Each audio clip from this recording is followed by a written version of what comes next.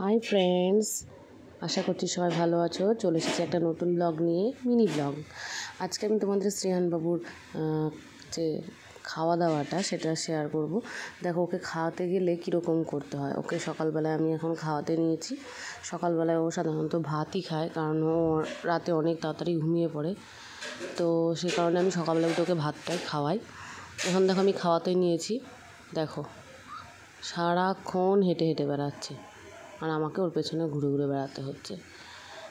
এই যে আমি ভাবি যে ওর মানে খাওয়ার সময় যে ভিডিওটা শেয়ার করব, কিন্তু আমি করে উঠতে পারি না। এতটাই ও চঞ্চল যে দৌড়ে দৌড়ে বেড়ায়, সে কারণে আমার সেটা করা হয়ে ওঠে না।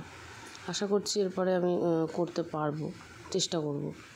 দেখো কীরকম দুষ্টু, ফোনটা যেই দিয়েছি অমনি ফোনটা দেখছি যে আমাদেরকে দেখা যাচ্ছে। এখন আমি রাস্তায় চলে এসেছি খাওয়াতে খাওয়াতে। এটা পুরো একদম রাস্তার সামনেই। এবার দেখো, খাওয়া হয়ে গেছে। আমি খাওয়ার পর ওকে একটুখানি খেলা করাই, যাতে ওর খাবারটা হজম হয়ে যায়। এখানে ও রান্নাঘরে দেখলে এবার চলে এসেছে একটা বাগানে। এই বাগানেই সাধারণত বেশি থাকে, আমার খুব ভালো লাগে। এই বাগানেই ও খাওয়া দাওয়া করে মাঝে মধ্যে। এটা আমাদের পাশের বাড়ির বাগান। আর দেখো, এখানে একটা ফুল ফুটেছে। এটা কী ফুল আমি বুঝতে পারছি না, মনে হয় কাকরোল গাছের ফুলই হবে।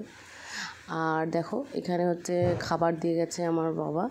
আমি যেহেতু সন্তোষী মা পুজো করি, তো সেদিন বাড়িতে খাই না, মা খুব নিয়ম নিষ্ঠা করে খাবারটা পাঠায়। আর এটা আমাদের বাড়ির উঠোন, একটু শেয়ার করলাম।